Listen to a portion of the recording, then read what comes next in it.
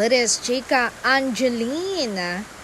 Binigyan raw si Donnie ng luxury watch?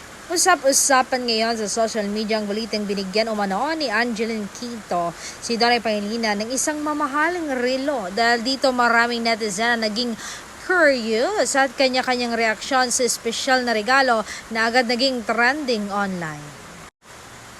Gayunpaman, marami rin ang nagpapaalala na huwag agad magbigay ng sariling interpretasyon sa issue. Sa ngayon, mas mainam pa rin hintayin ang buong detalye at opisyal na pahayag ng mga taong sangkot kaysa umasa sa mga haka-haka. Patuloy namang bumubuhos ang komento ng mga fans na nagsasabing isa namang magandang patunay ito ng respeto at pagkakaibigan sa loob ng industriya ng showbiz. Ano man ang tunay na kwento sa likod ng luxury watch?